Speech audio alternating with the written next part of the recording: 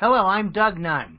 I gave you a slideshow earlier about the realities of the climate change problem and some possibilities for the future, some directions that we've headed in terms of alternative energy, and some possibilities that we have in terms of drawdown for the future. These are being worked on as we speak. But right now I'd like to talk about the politics of climate change, and I'd like for us to consider the reason that we've been blocked from getting anywhere to this point and what our prospects look like for the future. They involve being progressive and being active and working to get someplace. So, this brings us to Al Gore's final question when he does his slideshows.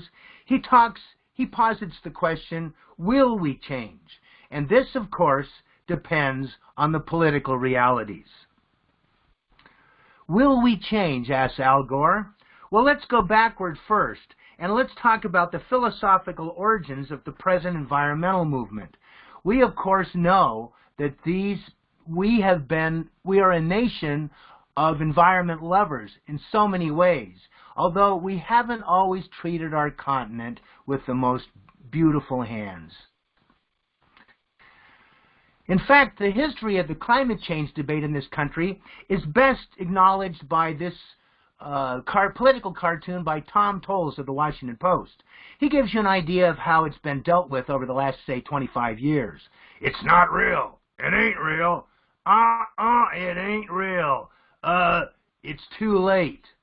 That's been the reality of the climate change debate over the last multiple years. But now, let's find out about the history of the American environmental movement and ultimately the bipartisan nature of that political movement until recently. Let's start out with Henry David Thoreau. He is one of the first American environmental thinkers in a lot of ways. Thoreau wrote his famous book on Walden Pond. He also wrote on civil disobedience. And he was an advocate for many things to make a difference in life. He advocated simple living in natural surroundings. And, of course, he lived near Walden Pond. Perhaps the greatest environmentalist in American history is John Muir. At the age of 11, John Muir moved with his Scottish family from Scotland when they migrated to Wisconsin. He was the third born, and he was educated deeply in the Bible as a young man. He also became very interested in the environment all around him. He walked all over the United States at various points, and he developed a deep and abiding love of the Sierra Mountains. These are some classic quotes from Muir. When we try to pick out anything by itself, we find it hitched to everything else in the universe. This is the basics of ecology. This is the basics of environmental thought. These are some wonderful ideas from a great man. John Muir was fabulous. He also is one of the co-founders of the Sierra Club. And we see here back in 1892, he helped found the Sierra Club, immediately helping the club set out to protect America's pristine forests and wild areas. And for some of you who are Sierra Club members, you probably know this: to explore, enjoy, and protect the wild places of the earth, to practice and promote the responsible use of the earth's ecosystem, etc. These are the basics of Muir's philosophy. Now, Muir was very influential in his time, and when we come to the turn of the 20th century, Teddy Roosevelt came to power in 1901 after the assassination of William McKinley. And Roosevelt was an outdoorsman. Roosevelt was also a hunter. He was a huge hunter. He shot just about anything that moved, and he would have it stuffed and put on his walls. But he also cared about the environment, a Republican. He was what they called a conservationist. He believed in the wise use of resources, but he also believed in preserving spaces out there so that we could have resources and we could also have areas that were left untouched. The preservationists, like John Muir, they went a step further. They believed that the wilderness should be left completely untouched. Muir, of course, and Roosevelt even with differences, were basically on the same side. Teddy Roosevelt, during his administration, he made a huge difference in terms of laying down possible environmental avenues. He established many national parks and national monuments. He established the United States Forest Service. Teddy Roosevelt also, in his progressive agenda at the turn of the 20th century, he also believed in regulation of industry. He established the Pure Food and Drug Act, the Meat Inspection Act of 1906. These were areas where regulation was used as a tool to improve the health of American citizens. So, Teddy Roosevelt, the Republican, believed in open spaces, preserving them. He also believed in the importance of regulation. In 1903 occurred one of the most amazing, perhaps, nature jaunts in history, and this was Teddy Roosevelt and John Muir going on a 3-night backpacking trip. Roosevelt was making sort of a whirlwind, whistle-stopping tour of the United States via railroad, and he connected with Muir, and they decided to go backpacking together in Yosemite. Muir and Roosevelt went off with a small group of people, and just a few, by themselves for 3 days, out of contact with the media, out of contact with the press. Can you imagine that today? Here was Roosevelt with nature man #1 in the United States. And during this 3-day sojourn, they argued about the environment, they argued about the importance of preserving aspects or areas of the United States for future use, etc. At the end of this time, Roosevelt came back and he immediately went to work on saving wildlands. Muir had made a difference. The national park system was increased vastly by this particular backpacking trip, and various areas were added to Yosemite, among other parks. If we go a few decades later, we come to the New Deal of Franklin Delano Roosevelt. And in addition to giving us the name New Deal, which of course the Green New Deal is adapting, Roosevelt also put people to work in what was called the Civilian Conservation Corps. Franklin Roosevelt built the Civilian Conservation Corps to really put young Americans to work on one level. On another level, the work they did was in national parks and various areas, building campsites, building nature walks, building bridges in national parks, etc. They employed hundreds of thousands of young men, mostly young men, between the ages of 18 and 27 in the late 1930s. But there were eco-disasters that were going on during this time period. Of course, we've heard of the Dust Bowl. The Dust Bowl went on between 1930 and 36 in those prairie states. And what had happened is there had been too much farming of digging up the natural prairie ecosystem and farming it. And what this did is it left exposed topsoil areas. It turned into a rout after the drought of the early 30s.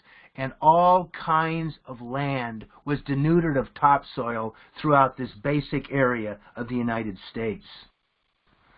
But in spite of eco-disasters like this, there had always been a practical bent to human thinking in terms of saving energy. Solar energy had been in use since the beginning of time. People dry their clothes, obviously. But if you look on pictures of Pasadena at the turn of the 20th century, you will see basic, passive solar hot water heaters on various roofs. This was ongoing. This was part of the pragmatism of the time. And during wartime, both World War I and World War II, they did scrap metal, paper, rubber, and rag drives. They were all recycled and reused. It was your patriotic duty to make a difference, to reuse things, not to be wasteful. But when people came back from World War II, it was a boom time. From the late 1940s well into the 1960s, the United States boomed. And with that boom, and with that massive industrialization, came all kinds of pollution of the air and the water. The Los Angeles basin, at the end of the 1960s, it was hard to see across the landscape at that time.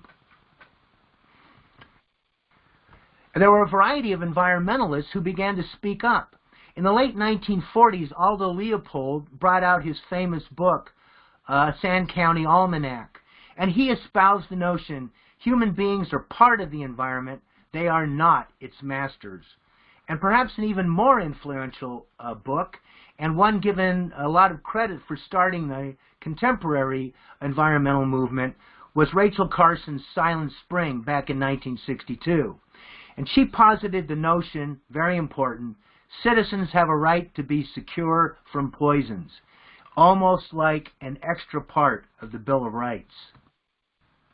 There was also E.F. Schumacher's famous Small is Beautiful, who argued for smaller, more sustainable economics, smaller corporations, smaller workplaces. Paul Ehrlich's population bomb at the end of the 1960s warned of the dangers of overpopulation. Ehrlich, of course, was ahead of his time. And if it weren't for the Green Revolution, which brought greater crop yields, this came about due to a lot of agricultural science pushed by a man named Norman Borlaug in the late 60s, early 70s. This rescued humanity from a lot of the difficulties that Ehrlich had warned about. But we still had a booming population. The environmental movement picked up, though. In the late 60s and the early 70s, we saw a variety of things happening. The first Earth Day was in 1970. I went to that as a senior in high school. I walked 3 miles to school, an epic journey in those days. And everybody else did too. Everybody either drove their bike or walked. This was a nationwide movement, and this got politicians' attentions. At this point, Richard Nixon was president. He was a Republican, but the amazing thing was he actually signed a lot of environmental legislation, including the Environmental Protection Act of 1970. This established the EPA. During this particular time, this was when Ernest Callenbach's book Ecotopia came out, advocating a new order, advocating a different kind of society that would be based on environmental possibilities. Nixon, of course, a Republican, signed the Environmental Protection Act of 1970, the Clean Air Act of 1970, the Clean Water Act of 1972. These were supported with bipartisan majorities. Nixon signed them. Republicans supported them as well as Democrats.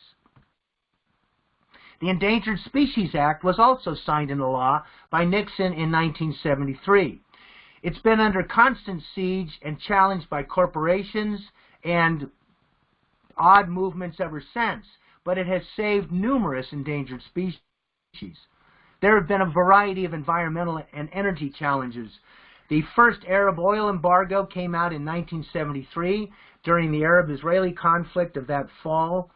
And during that time, there were gas shortages across North America and Europe, and a variety of problems related to that. We realized that our time as an oil importer was numbered, and this was something else. But there was also a variety of nuclear mishaps. The first one was at 3 Mile Island in, I think, 1977 or 78. This one led to the near complete meltdown of a nuclear reactor in Pennsylvania. This was averted, but barely. And then an even worse meltdown occurred in Chernobyl in 1986. Chernobyl's in the Ukraine. This spewed radiation across Europe. Now, there have been efforts then as part of that Nixon era leading to President Ford. They put the first CAFE standards in line. Now, these were efforts to make miles per gallon more efficient in the United States, to boost the miles per gallon that cars got. The law came out in the early middle 70s, and you can see that quickly the United States cars and trucks average MPG was boosted. But behind the scenes, there was also a variety of things going on in corporate headquarters. Exxon in the late 1970s began researching what it realized were climate changes that were happening due to the use of fossil fuels. At this point, this is a background of Exxon's climate denial. As you can see, by 1979, Exxon and other fossil fuel companies were developing task forces to discuss the science. They were recognizing that climate change was a reality, and they began to cover it up. They did the research, but they did not share the data initially. But other people inside the government were also doing research. In the late 1980s, James Hansen of NASA testified on a very hot, summery day on climate change in front of Congress. This was when young Congressman Al Gore was part of the proceedings. Hansen talked about the realities of climate change and how we needed to do something about it. At that point, George H.W. Bush became president, and he started to work on climate change. But that was derailed. There was conflict within the first Bush administration over what we should do. By the time the world met at Kyoto in 1992, they began working on a framework convention on climate change that committed various countries to this. But unfortunately, the United States backed off. And as we see by this particular slide, I know it's wonderfully graphic, by the early 2000s, the United States had not yet signed on to the Kyoto Protocols. And various other big parties, Canada withdrew, effective in 2012, it hasn't gotten complete support. So suddenly you had a difference, a divergence in the major parties. No longer was it bipartisan to back doing something about climate change. In fact, the grand old party, the Republican Party, became increasingly resistant to doing something about it. In 2008, John McCain still ran as a climate change realist, as was Barack Obama. But his party was already running from him. The Republican Party's fast journey from debating how to combat human-caused climate change to arguing that it did not exist was a story of big political money and other problems, but a lot of it had to do with the Koch brothers. The Koch brothers are big-time energy owners of various petrochemical plants, fossil fuel industries, etc. And they have been spending millions and millions of dollars to lobby Congress on behalf of their own industries. They're libertarian-oriented, and their attitudes toward fossil fuels is that, too bad, I'm making money off of it. So this makes for a different situation. During the 2018 campaign, the Koch brothers vowed to spend $400 million to keep Congress the way they wanted it. By the last 10 years, the Republican Party had effectively come to the conclusion that they would fight climate change reality, climate change politics tooth and nail. And this is a famous time when Senator James Inhofe of Oklahoma in 2015 brought a snowball to the floor of the Senate to supposedly disprove global warming. So, President Obama's 8 years in office ended up being aspirational in terms of what he wanted to work on to change the climate. In 2012, they were working to move the CAFE standards and raise the potential miles per gallon on cars and trucks in this country to an average of 54.5 by 2025. He put together the Clean Power Plan by 2015. At the end of 2015, Obama became one of 195 nations to sign the Paris Climate Accords. These were all executive actions. These were all actions he had to take without the support of Congress. But in spite of that, what had gone on behind the scenes was a variety of testing at the EPA headquarters and the EPA testing plants in Ann Arbor, Michigan, that proved that the United States could have attained these MPG levels by 2025. These particular tests are out there in the public domain, and it could have saved us $2.4 million, 2.4 million barrels of oil per day.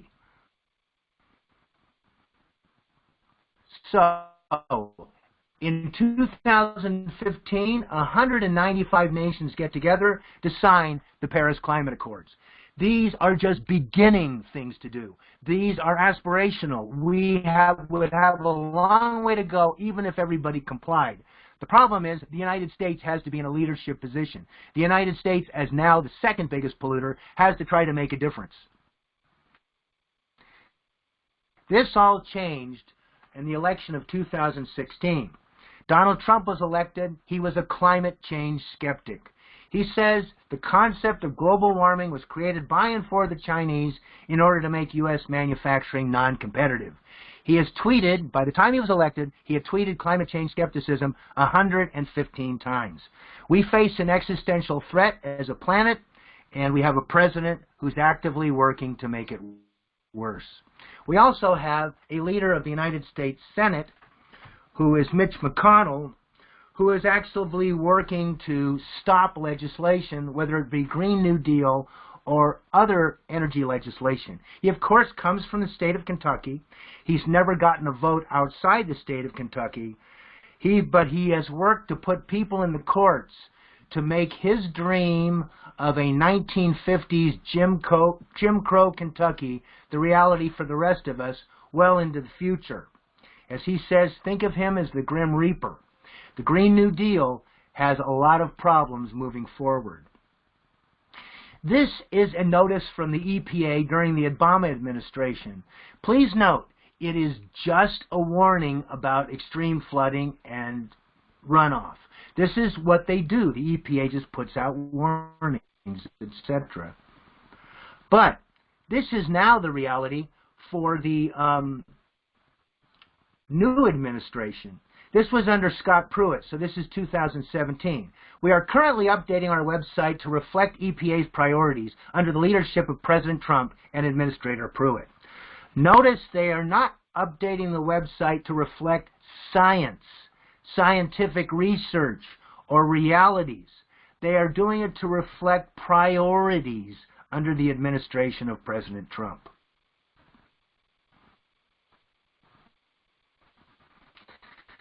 What has happened in the last years is, of course, that the Trump administration is denying the realities of science. We do know that in the last year, the United Nations have put out warnings about climate, about the species going extinct, about how long we have to deal with these things, to deal with climate realities, and the administration of the Trump administration has worked hard to deny these things. There is no working with science in this particular situation. There is just working past it. The situation now is, as the UN has come out and said, there's a variety of species that are endangered. And this is a situation now where we know that the IMF is telling us global subsidies for fossil fuels are huge. They're in the neighborhood of $5.2 trillion per year. Now, they get all kinds of money for this, but there is very little money going into the saving of species or the fostering of alternative energies. This is what the Obama administration had advocated for if they had gotten their fuel economy standards passed. The fleet-wide average of 54.5 miles per gallon would have led to a $1.7 trillion savings at the pump. It would have given $8,200 in fuel cost savings compared to a similar vehicle. It would have saved 12 billion barrels of oil. These are what would have happened if we adopt these new fuel standards for 2025.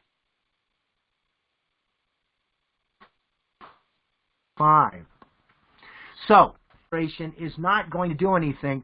People like Governor Jerry Brown, who just before he left said this, the president is going to be AWOL in this profoundly important human endeavor, then California and other states must step up. California has now moving toward having renewable target goal of 100% renewable energy powering its grid by 2045. And the key here is at this point, we as a world have to work together. Bill McKibben and others have advocated an international mobilization. What can we do to make a difference?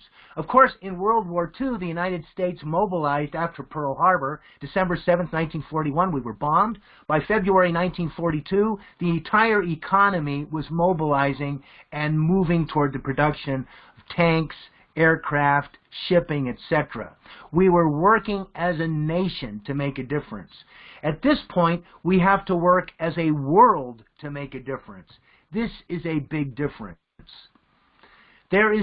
Nationalism is not the way to deal with climate change. If the United States goes its own way, we are in trouble. If China goes its own way, we are in worse trouble, etc. As Churchill put it, and I thought this was a George Bernard Shaw quote, but here we go, nationalism is the last refuge of scoundrels. Nationalism is not the way to deal with climate change. And let us be reminded of G.K. Chesterton's line, "My country, right or wrong, is like my mother, drunk or sober." These are yesterday's ideas. They led to World War II.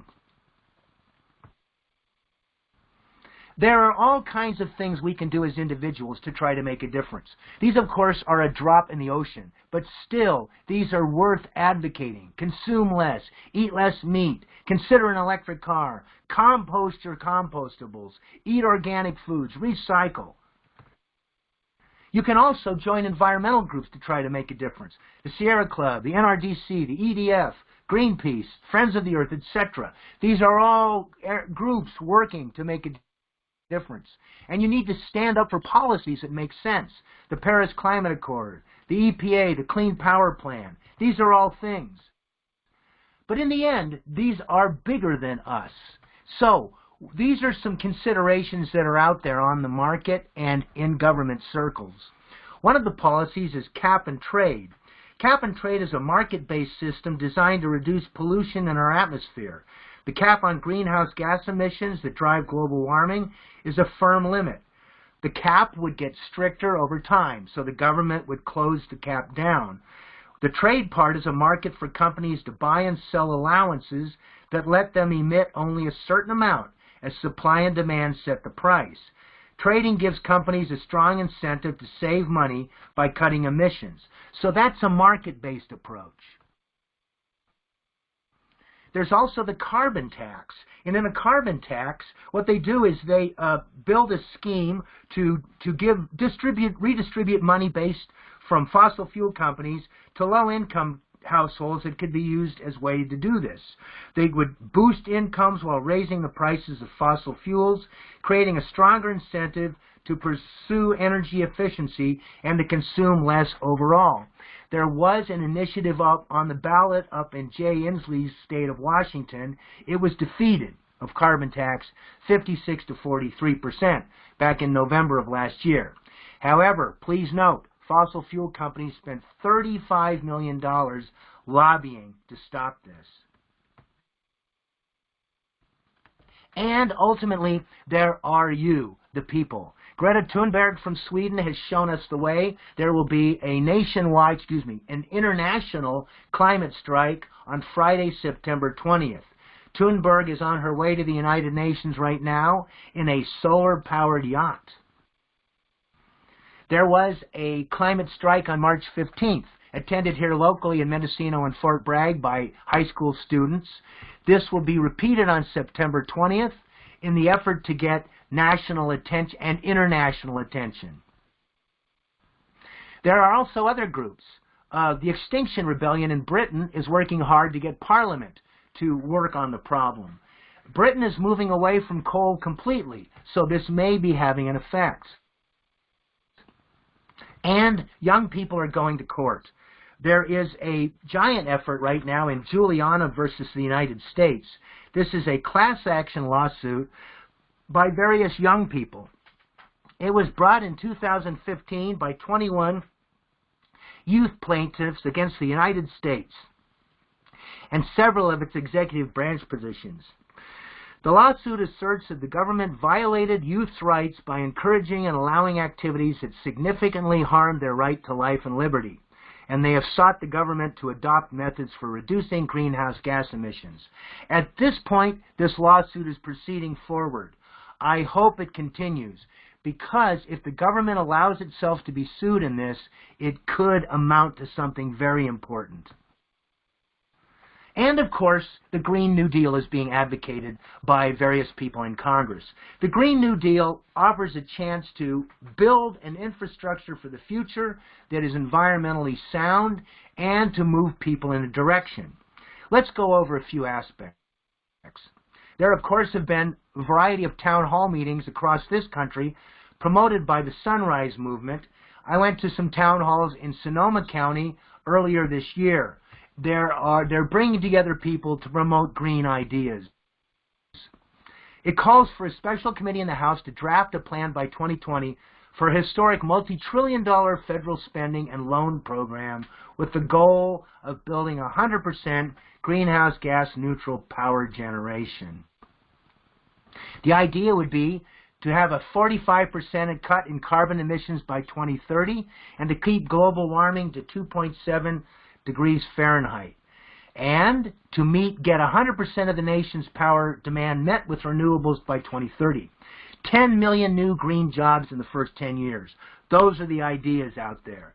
Granted, we're already behind these aspirational goals, but still. Here's some main points of the Green New Deal as collected. Renewable energy, we want to meet 100% of the power demand in the U.S. through renewable, zero-emission energy sources. Build or upgrade to an energy-efficient, distributed, smart power grid. Have energy efficiency. This is where there's a lot of jobs. Upgrading existing buildings in the U.S. and building new buildings to achieve maximal energy efficiency. Overhauling transportation systems. Removing greenhouse gases from the atmosphere with low-tech solutions. Work on an agriculture for the future. We're working collaboratively with farmers and ranchers to eliminate pollution and greenhouse gas emissions, moving away from agribusiness, moving more back toward family farms. And then there's a variety of aspirational, I would call them social, responsible, progressive notions for the future. These may not be just environmental, but they are a variety of things: guaranteed job, leave, and vacation, revamping labor laws, talking about public ownership of certain aspects of this, providing higher education, and then health care, working with trade unions, indigenous people, etc. Working toward a better future, both in a green way and in a socially democratic way. There are all kinds of candidates out there who are pushing various things, at least on the Democratic side. The SEAL Awards, which honor both business and journalists with strong track records in sustainability, has named its top 3 2020 candidates in terms of environmental policy on the Democratic side. And these are Washington Governor Jay Inslee, Massachusetts Senator Elizabeth Warren, and Vermont Senator Bernie Sanders. I am not telling you to vote for anybody, but please listen to what's going on. Jay Inslee has a very good plan for he has detailed 5 in rather significant parts. He's advocating 100% clean energy for America, an evergreen economy plan to spend $9 trillion in 10 years, and global climate mobilization, restoring U.S. leadership around the world. He basically, on his website, if you go to that, you will see real detailed plans for putting aspects of the Green New Deal into power. Elizabeth Warren also has a strong agenda for reducing emissions from U.S. military operations, limiting fossil fuel extraction on public lands, and revitalizing the green manufacturing sector. Bernie Sanders also has a very strong Green New Deal. He's a Green New Deal co-sponsor, and he's working hard to move us away from fossil fuels to energy efficiency and sustainable energy. Beto O'Rourke has a strong plan as well. He's working toward getting us growing emergency, dealing with the growing emergency that is already sapping our economic prosperity. Biden has a plan. He's calling it a middle ground approach, but he says he supports the Green New Deal and backs the idea of climate debates, and he's pledged to reject fossil fuel donations. And a variety of other candidates have strong plans. Now, of course, it's a muddle out there. There's a lot of people. But there are, Senator Cory Booker has ideas, Kirsten Gillibrand, Amy Klobuchar, a variety of other people have various aspects to their plans. The idea is to get out there and look and see what's going on. I recommend starting with Inslee because his is so detailed, working your way through Warren, Sanders, etc. Go take a look. Find out what's going on. Ultimately, there have been people who have talked about the idea of having a climate debate. I think this would be a wonderful idea. And this has been pushed by the Sunrise Movement, among others. Right now, the Democratic Party has not bit, so we'll see if this happens. In the end, we want to talk about a world where we join together. I love this particular slide. This is given to me by Lawrence Lab's Evan Mills. When the winds of change blow, some build walls, others build windmills. Let us be practical. Let us use the sun. Let us use the wind. Let us use natural possibilities to make the transition away from fossil fuels. As you can see, the realities of climate crisis politics have been very difficult in the last generation. But underneath it all, I trust that most Americans are supportive of the beautiful environment that we've inherited. We've also inherited a lovely planet. We can make a difference. And we can make a difference to make a greener future. I would like to close with this wonderful progressive fantasy. This is from Alexandria Ocasio-Cortez. She co-wrote this and put it up. This is a green dream. This is her message from the future. The illustrations were done by a woman named Molly Crabapple. Let's take us out with this. This is about 7 minutes long. It's AOC's message from the future.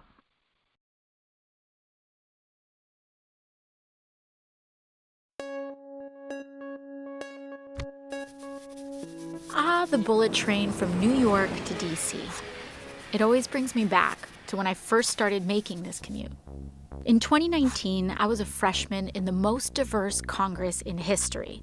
Up to that point, it was a critical time. I'll never forget the children in our community. They were so inspired to see this new class of politicians who reflected them, navigating the halls of power. It's often said, you can't be what you can't see. And for the first time, they saw themselves. I think there was something similar with the Green New Deal.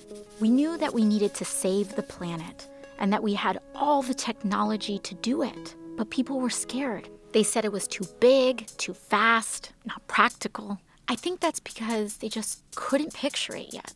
Anyways, I'm getting ahead of myself. Let's start with how we got here. 1977, New York. A senior scientist named James Black made a presentation about how burning fossil fuels could eventually lead to global temperatures rising 4 or 5 degrees Fahrenheit.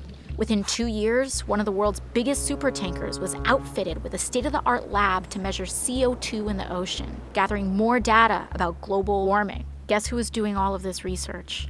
ExxonMobil, the oil and gas company. Oh yeah, Exxon knew this whole time, as did our politicians. 10 years later, James Hansen, NASA's top climate scientist, told Congress he was 99% certain that global warming was happening and caused by humans. That was 1988, the year before I was even born. So did Exxon listen to the science, including their own? Did they change business models, invest in renewables? No, the opposite. They knew and they doubled down. They and others spent millions setting up a network of lobby groups and think tanks to create doubt and denial about climate change. It was an effort designed to attack and dispute the very kind of science they themselves had been doing. And it worked.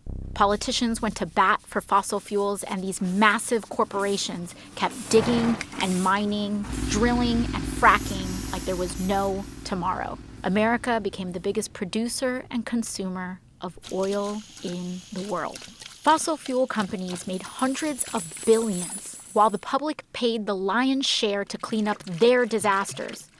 We lost a generation of time we'll never get back. Entire species will never get back. Natural wonders gone forever. And in 2017, Hurricane Maria destroyed the place where my family was from, Puerto Rico. It was like a climate bomb. It took as many American lives as 9/11.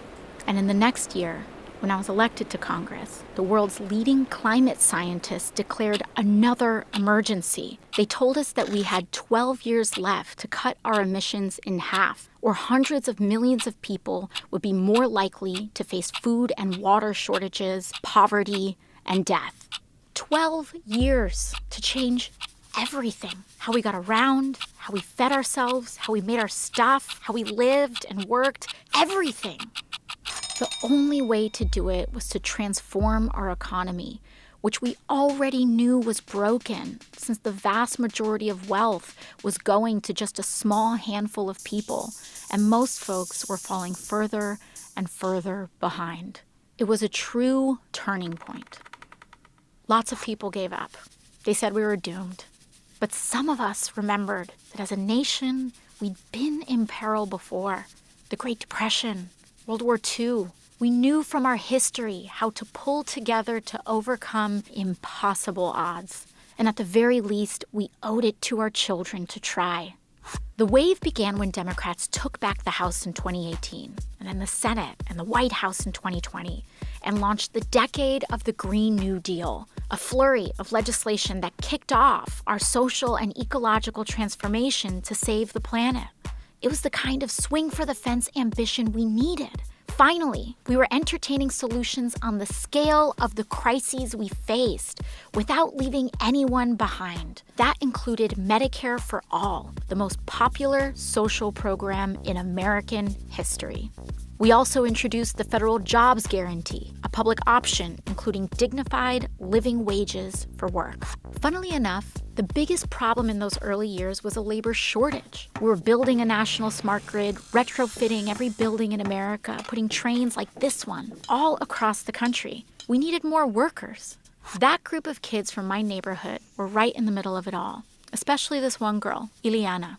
Her first job out of college was with AmeriCorps Climate, restoring wetlands and bayous in coastal Louisiana. Most of her friends were in her union, including some oil workers in transition. They took apart old pipelines and got to work planting mangroves with the same salary and benefits. Of course, when it came to healing the land, we had huge gaps in our knowledge. Luckily, indigenous communities offered generational expertise to help guide the way. Ileana got restless, tried her hand as a solar plant engineer for a while, but eventually made her career in raising the next generation as part of the Universal Child Care Initiative. As it turns out, caring for others is valuable, low-carbon work, and we started paying real money to folks like teachers, domestic workers, and home health aides. Those were years of massive change, and not all of it was good. When Hurricane Sheldon hit southern Florida, parts of Miami went underwater for the last time. But as we battled the floods, fires, and droughts, we knew how lucky we were to have started acting when we did. And we didn't just change the infrastructure, we changed how we did things. We became a society that was not only modern and wealthy, but dignified and humane too. By committing to universal rights like healthcare and meaningful work for all, we stopped being so scared of the future. We stopped being scared of each other, and we found our shared purpose. Ileana heard the call too, and in 2028, she ran for office in the first cycle of publicly funded election campaigns. And now she occupies the seat that I once held. I couldn't be more proud of her, a true child of the Green New Deal. When I think back to my first term in Congress, riding that old school Amtrak in 2019, all of this was still ahead of us. And the first big step was just closing our eyes and imagining it. We we can be whatever we have the courage to see.